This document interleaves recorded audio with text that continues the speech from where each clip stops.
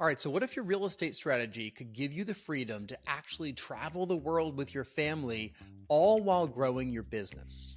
This whim of purchasing a short-term rental that it really changed the whole trajectory of my investing and made me a better investor, made me have to get these systems and processes in place that really were the key to the life I live now. So Adrienne Green went from house hacking her basement to empowering virtual assistants and managing properties that she has not stepped foot in for years, while running her properties outside of the United States.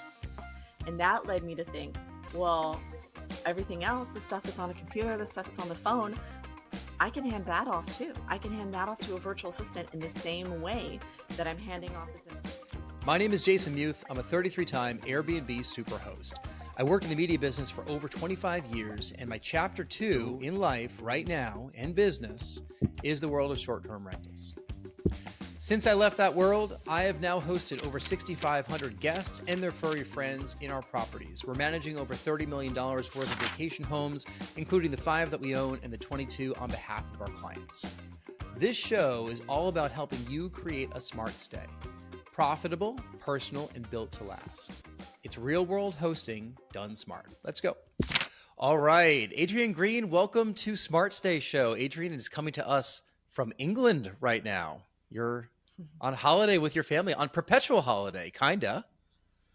Yes, I'm so excited to be able to join you on this call from England. But yeah, I do podcast guestings and my own podcast from throughout the world as I travel full time with my family now. And I want to get into how Adrienne's able to do this, but let me introduce kind of how this all came together. We're going to talk about systems, virtual assistants, how to really build this so you actually can find a little more time for yourself and your family and to grow your business and to travel with your family and, awesome places like the UK. Alex Stieg, so one of the partners with Smart Stay Coaching, who's been on this podcast, big friend of the podcast and ours. This is what he said about you. He said, Jason, I met Adrienne through Brandon Turner's mastermind. She's traveling the world with her family, enjoying the freedom real estate and good systems have afforded. She's also a fantastic coach and businesswoman. She's the epitome of what we're trying to teach at Smart Stay Coaching. That's quite an intro that Alex gave you. It's very kind of him. I appreciate it. All right. So just tell us briefly your background. You are a short-term rental owner as well. Mm-hmm. And then we'll get into a little bit about the details of the systems that you built. Sure. So my background is business and finance, but I really didn't like working in the corporate world. So I became a high school math teacher. And I love teaching. I still apply a lot of that heart of teaching to working with people, investors, and helping them today. But teaching, not necessarily the most lucrative. And my husband and I fell into real estate investing through house hacking our basement, renting it out. I realized that was the easiest money that I had ever made. That led to having long-term rentals. And then in 2019 is when I bought my first short-term rental. That was a short-term rental in Myrtle Beach. Happened on a whim while we were on vacation there and had just lost out on a multiple offer situation for a long-term rental back where I lived. But that was such a blessing. So glad I got into short-term rentals because it was first off, it takes a lot more management, right? So I had to be a better investor, and it was long distance, which again takes more management. And so it was through this whim of purchasing a short-term rental that it really changed the whole trajectory of my investing and made me a better investor, made me have to get these systems and processes in place that really were the key to the life I live now. So I can be thankful for short-term rentals because that was really the switch that made everything that I do now possible. Rory, how is it that everyone finds their way to this space on a whim, just like Adrienne did, just like we did?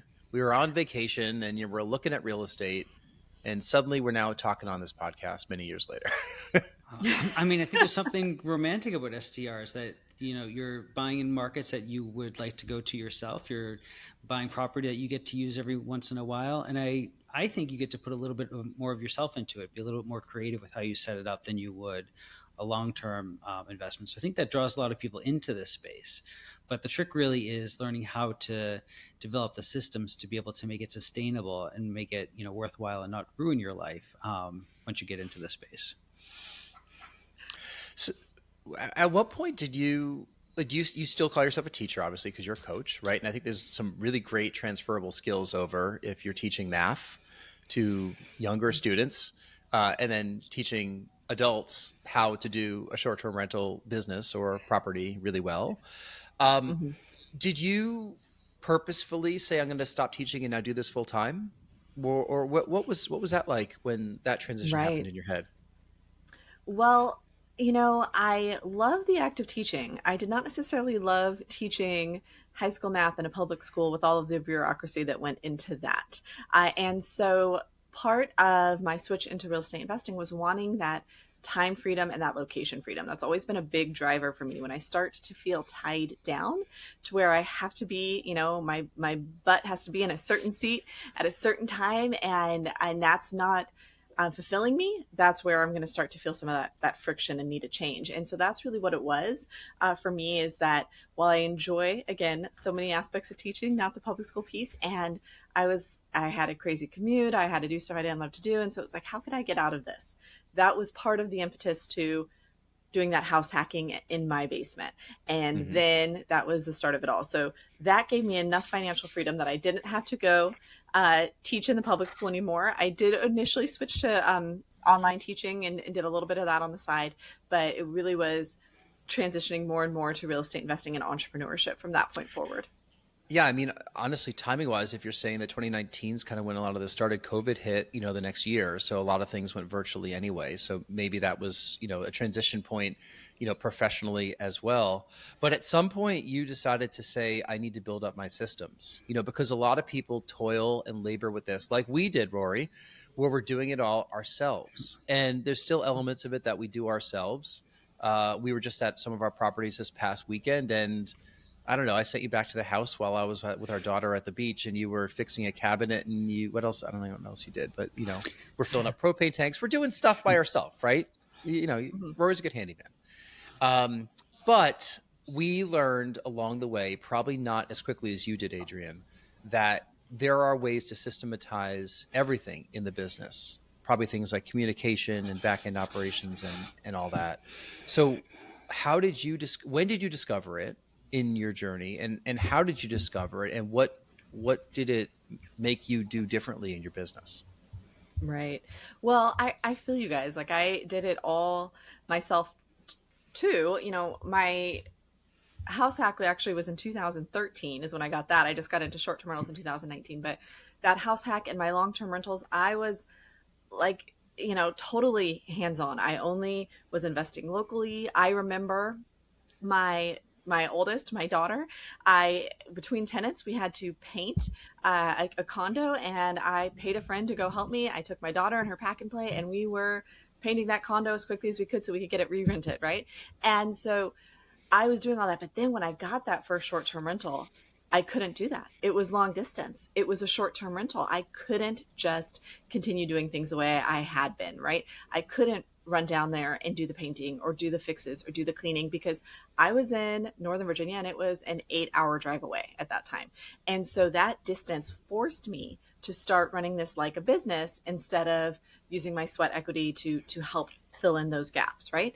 And so that's where I had to figure out, okay, well, I'm going to rely on a cleaner, I'm going to rely on a handyman, and well, how are we going to have them do this, right? And that's where we've got to have the systems in place so that we have what they're supposed to do, so that we have the accountability to make sure that it's getting done. And once I figured out, hey, for the boots on the ground, I don't have to do it all, I can hand it off. And that led me to think, well, everything else, the stuff that's on a computer, the stuff that's on the phone, I can hand that off too. I can hand that off to a virtual assistant in the same way that I'm handing off this in person stuff. And of course, as you know, the more you hand off those $10, $20 an hour tasks, then you have more time to do the high level tasks that are really going to allow you to 10x your business as a real estate investor, to find those next deals, to think more strategically, and to really grow your investing like a business instead of just working in the business as a handyman, cleaner, receptionist, all of that.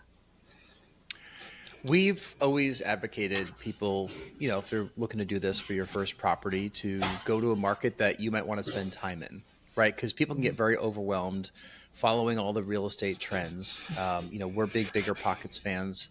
You might be as well if you're in Brandon Turner's mastermind or have been in. And where they say to go are probably not the right places to go because now everyone's running in that direction. Um, Right. and it said you could drive pretty much 2 hours from any major metropolitan area and find a great vacation destination that you might want to spend time with your family or have spent time with or want to use for short-term rental opportunities. We lived in Boston for a long time. We live outside Boston right now.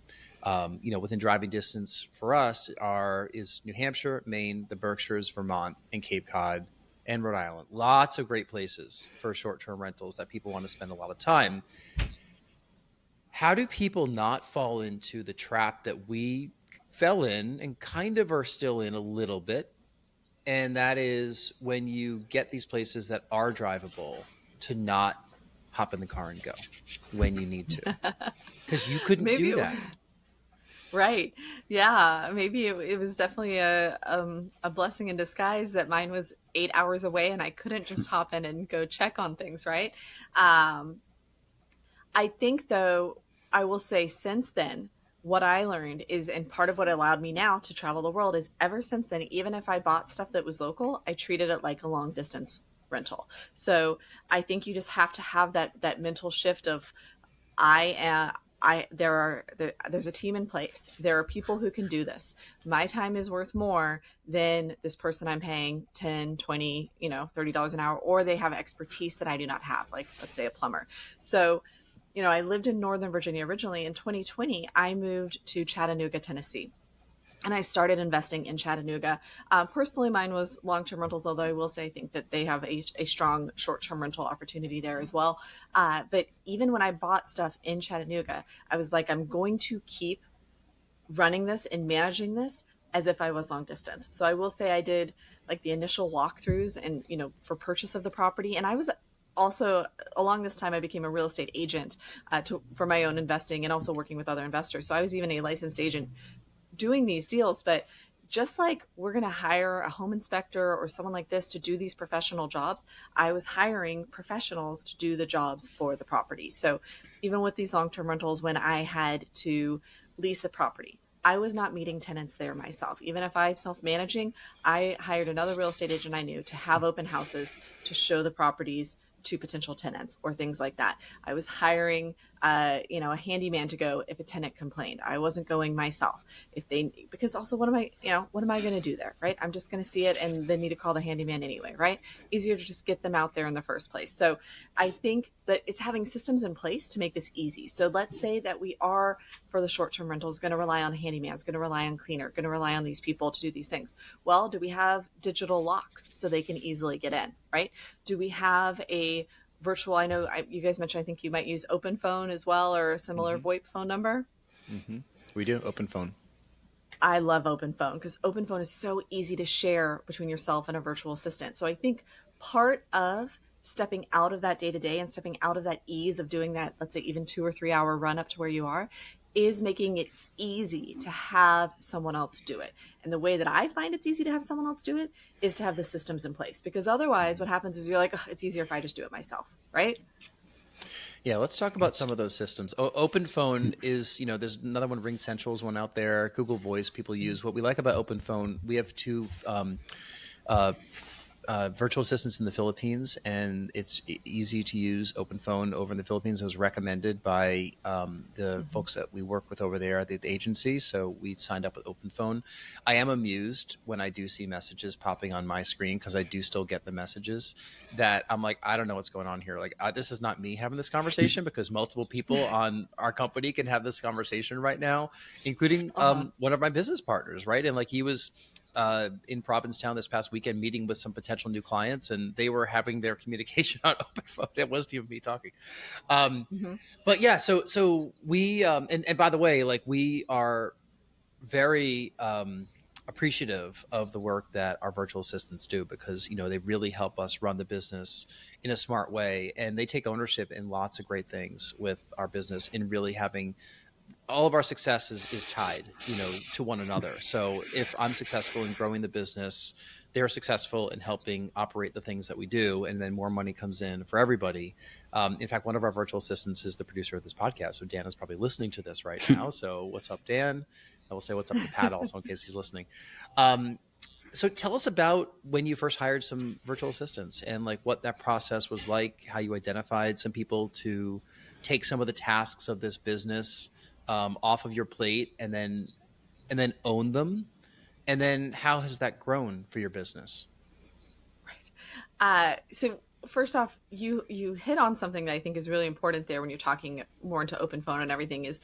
I really view running your investments like a business as you need the systems, the tech, and the team. And I think we just kind of talked about all three of those.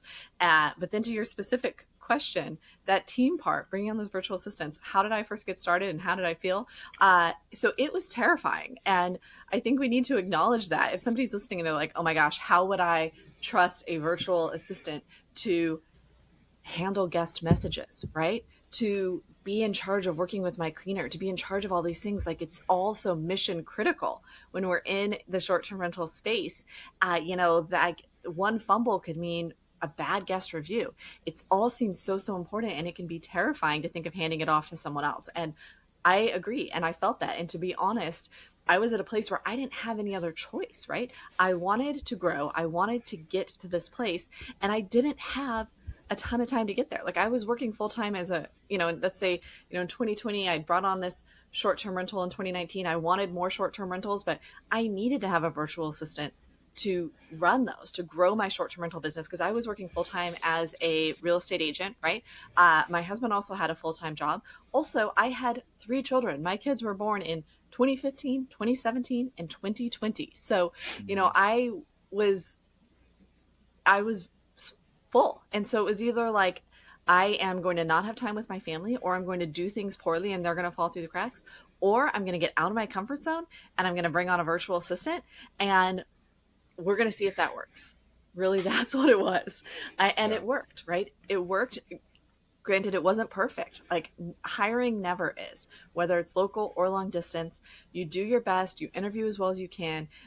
No one has 100% success rate, right? Nobody, if you've hired enough people, you're not going to have 100% success rate. And yet, even with, people who don't work out, even with needing to replace them, it's still such a huge win that now I can have 3 short-term rentals plus my long-term rentals, and I have a virtual assistant who does that property management, who handles all these things. And so it's still a win, even if you're going to have ups and downs on the way. And yes, it's going to be scary when you first bring them on.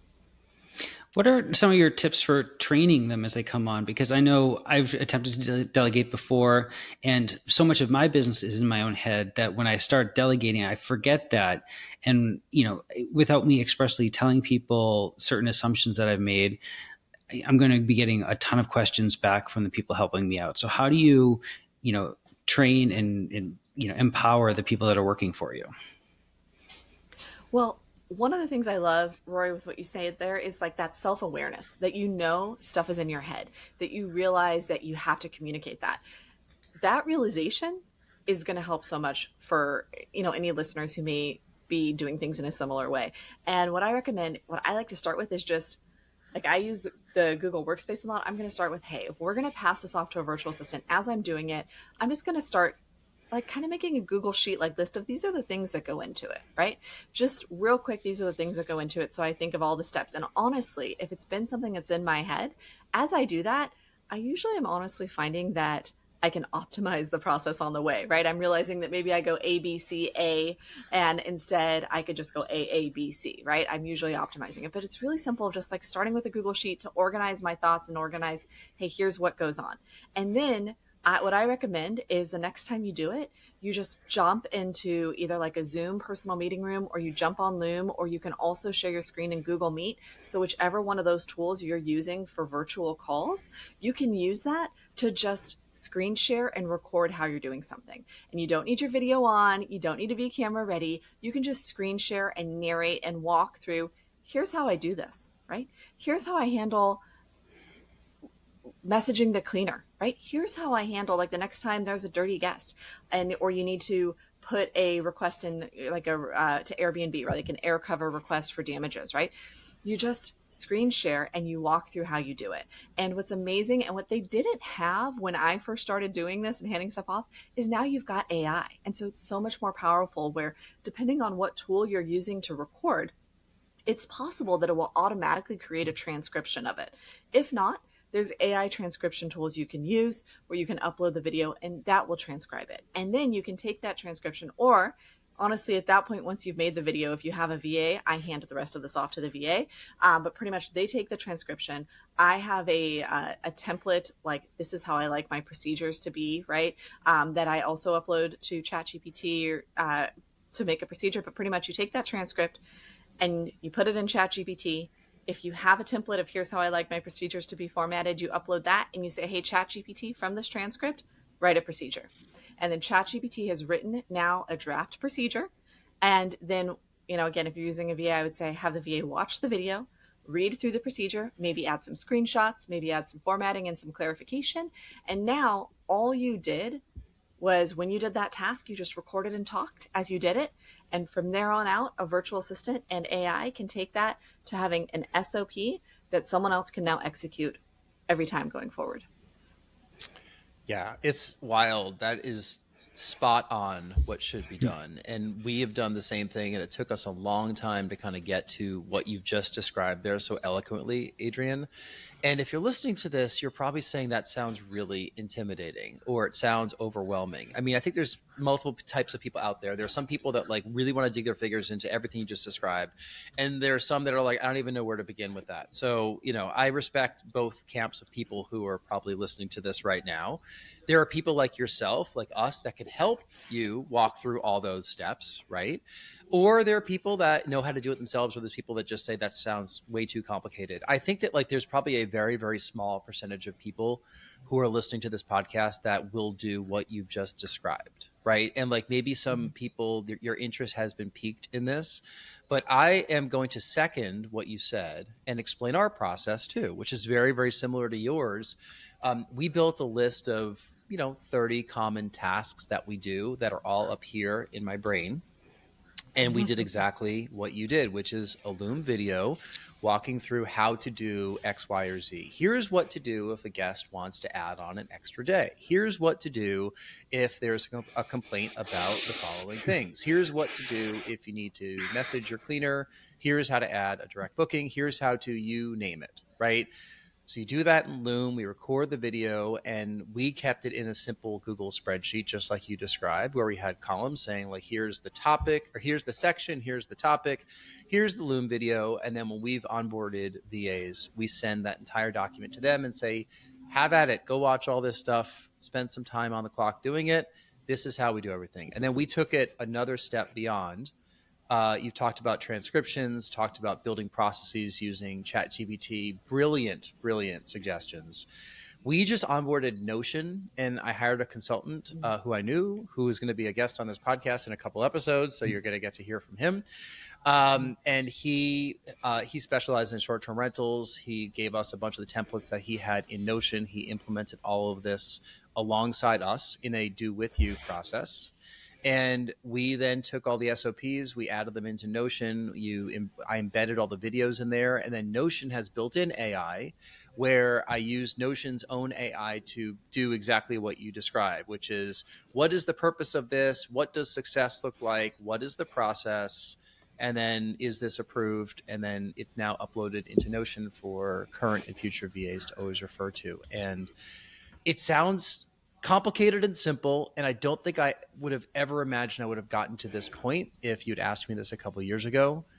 But like you, I find this critical to running the business, having processes and SOPs in place. Mm-hmm. I mean, short-term rentals are no joke when it comes to management. It's a lot. It's a lot compared to, other businesses like being a real estate agent or having long-term rentals. Like it takes a lot because there's so many things that can go wrong. It's almost like every guest can find a new thing to complain about. So it's a lot. And I love what you're doing. And yeah, there's a lot of ways with ChatGPT and with Notion, you can program that stuff in to help empower that virtual assistant to do it as much as possible. What's wild is that this is probably going to be so dated in a year or two because there'll be different systems in place, right? Different VA virtual assistant type tasks will be accomplished through different forms of AI. our property management software is Hospitable. We've spoken about Hospitable frequently on this, and they have a great built-in AI. We use HostBuddy also, which is an excellent AI platform that helps us respond to guests during off hours when maybe we don't have a virtual assistant on duty. Adrienne, do you have 24/7 coverage with your VAs, or how does that work? No, and I'm intrigued with this host buddy. I also do use Hospitable, and so I love that. Love Hospitable for sure. No, my virtual assistant is 40 hours a week who handles all the messages during that time. And if I had more short-term rentals, I probably would hire more virtual assistants to get more coverage.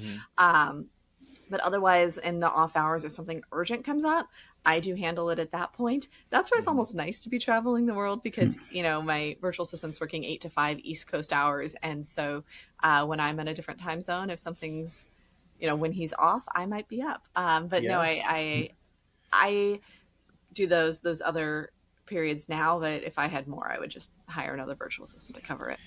Yeah. I mean, we reached the point where we had like humans sleeping in 26 different properties, like no joke. And I was like, this is a lot. So that's when we brought in our second full-time virtual assistant. And then Host Buddy, we actually had Jay Ulrich on the podcast a few months ago, and he's one of the founders of Host Buddy. And they're just a fantastic platform where you could train it through your SOPs and through your guidebooks, where you could basically integrate or upload, PDF or documents or anything and teach it about each of your properties. You could then, answer specific FAQs for your properties, and then you could turn on Host Buddy during whatever hours you want, right? So there might be time where Pat or Dan is not working, and maybe it's not like my scheduled hours where I'll fill in where they're not working, and then Host Buddy just answers the questions. And most of the answers are really good. Yesterday, I was just telling Rory, Host Buddy got to my guest a little before I did because it was after our VA had clocked out for the day.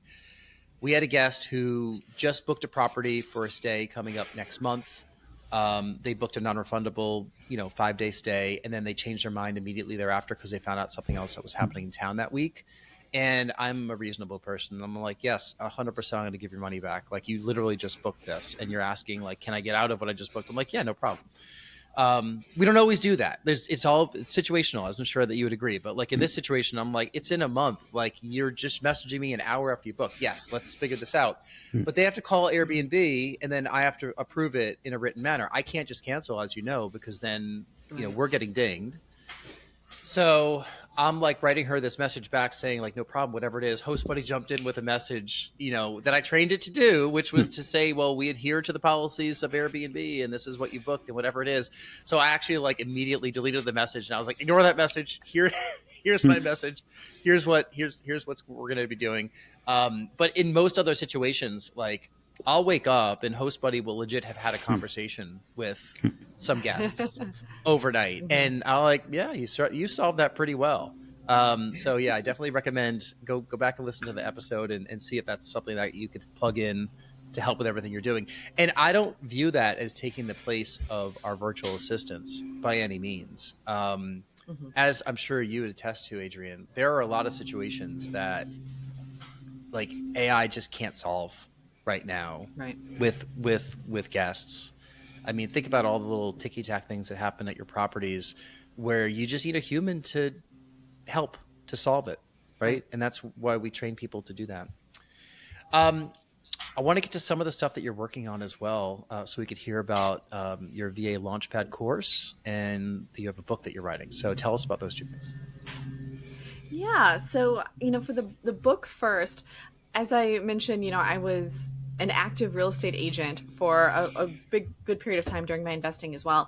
And pretty much from 2021 through 2023, I was an active real estate agent in Chattanooga where I worked with hundreds of investors because that market is so investor friendly. And so I would see all these deals, right? And so I've just seen so many, and I'd see all these investors making the same mistakes. And so I am excited, since I've sold my real estate team and now, I focus on my investments and some other things. I've had the time to write a book about all those lessons learned, right? All the lessons learned from seeing all these transactions and really passing along the tips of how to be a real estate investor who's running your investments like a business, right? So that I have written, it's drafted, it's currently being edited, so I'm excited to have that released soon. If anybody's interested in learning more, the best place to reach out to me about that is Instagram. I'm ARealGreen, is my handle there on Instagram.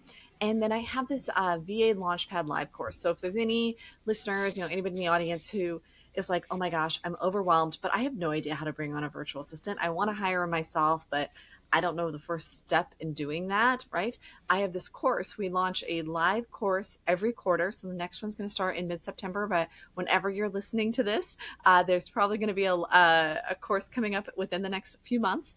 And in 8 weeks, we pretty much take somebody from, I know I need a virtual assistant, I have a ton of work, to at the end of 8 weeks, you have a virtual assistant onboarded in your investing business. And we go through every step, how to figure out what tasks to hand off, how to write that job description, how to post it, how to interview, how to onboard, so that you pretty much have the accountability, the systems, the done for you tools to take you through that whole process and get them on your team.